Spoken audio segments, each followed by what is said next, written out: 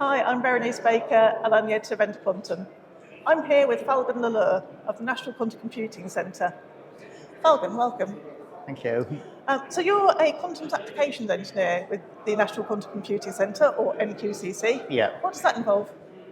The NQCC, I think I want to start with a little bit of a background. It's a National Quantum Computing Center of the UK, whose entire goal is to enable end users from government, academia, and industry to all work together in their journey for quantum computing and quantum readiness. And as my role as a senior quantum applications engineer, I help in the technical aspects of things. So I'm not sure if you're familiar with the 2.5 billion that was announced as a part of the national quantum strategy earlier, and it's over the next 10 years. And the NQCC is going to play a really big role in ensuring that the investment is going to be shared across all the right channels, and we work on important problems for society.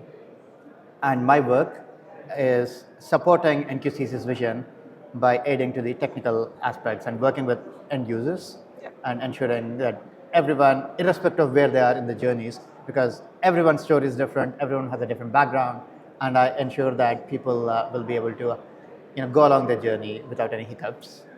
Fantastic. And people at the stage now, they're looking forward to practical quantum use cases. So your work on classical and quantum simulations, optimization and machine learning, how are you helping people bring that together into achieving their business goals? Yeah. So I always tell this to people too.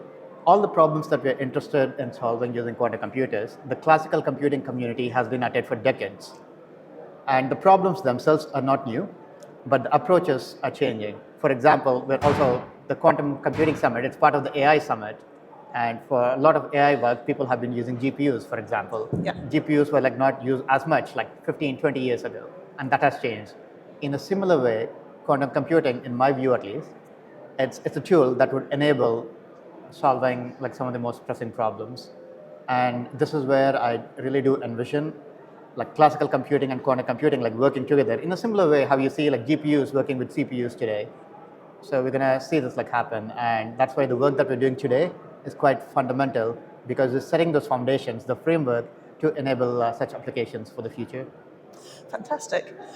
So you chaired a panel this morning with representatives from BP, IBM and Capgemini. Why is it important that these tech giants, these multinationals, are getting on board with quantum computing now? Yeah, because this is the right time to be involved. We always tell people that we're already at a stage where we are seeing the potential of the quantum computing. We have theoretical proofs on what quantum computing can do, and the hardware is actually being developed. And that's one of the reasons IBM, I think they're one of the main sponsors for this event as well. And they're investing quite heavily because they know the difference that quantum computing can make. And it's not just the tech giants, governments are investing lots and lots of money, not just in the UK. I spoke about this 2.5 billion earlier, but governments all over the world. And it's because quantum computing, it could be seen as a breakthrough technology, which has the potential to shake things up, be it banking, be it finance, or be it healthcare and drug discovery. And this is something that I do with an NQCC as well. So in my role as a senior quantum applications engineer, I primarily lead projects on healthcare and life sciences, be it drug discovery, materials discovery.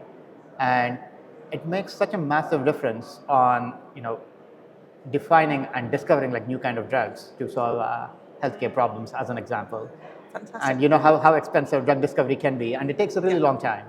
And quantum computing, even if it can speed up certain parts of the journey, it makes a massive difference. Fantastic. And I guess related to that, you've got a background in chemistry and chemical engineering. Yeah. How do you apply that to helping with these use cases? So I feel my journey, my trajectory since my undergrad days, it all came together quite well organically, because at the end of the day, right, I always think that I'm trying to solve a problem. I'm not trying to just use quantum computing. I'm not just trying to use quantum computing or quantum chemistry. There are problems that are needed to be solved.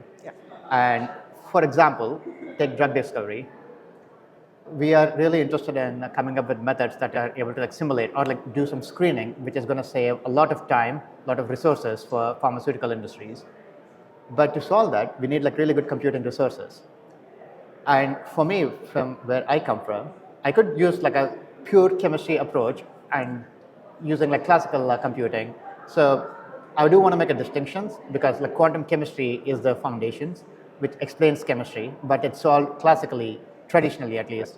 Like the foundations have been there for like 100+ years at this point. And in my quest to find these answers, I found out that because I know the limitations of today's classical computing, because we are ending towards the end of the Moore's law for what kind of chips can be produced and how much computational power is churned out. And there are a lot of problems which is of interest to the chemistry community, the material science community, which are not viable on existing resources. And that's when I found out about like 5-6 years ago that quantum computing is developing rapidly and offers an alternative. And that's when I got into the field, and it's been, there's like no looking back because there's so much of scope, there's so much potential to solve problems which are not possible today, which might not even be possible on classical computers like 15-20 years down the road. And quantum computing could rise up to the challenge within like 10-15 years.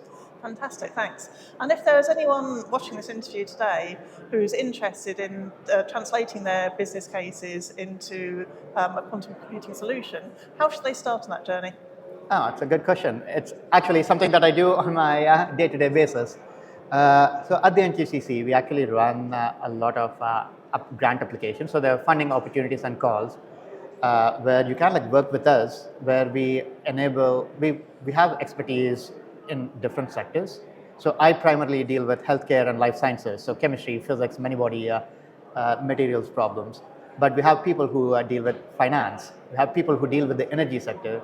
We have people who have other knowledge, be it space and other areas of interest like cryptography.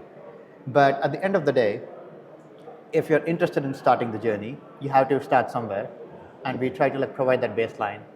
And I just don't want to only speak about NQCC because there are also like other organizations that do it. So the best way to like get started is like try and see what kind of resources are available, and there are people who are already interested. And for a lot of industries or research organizations, they already know the problem that they're trying to solve, and they would already be working with researchers. And for me, the advice that I'd give any people is have the researchers come talk to other researchers who are doing quantum computing and see where's this intersection. Chances are very high that there is a very strong overlap, and then you build it from there. Fantastic. Thanks so much, Phalgun. It's been great talking to you. Yeah. This is Berenice Baker. I've been reporting from the Quantum Computing Summit, co-located with the AI Summit London.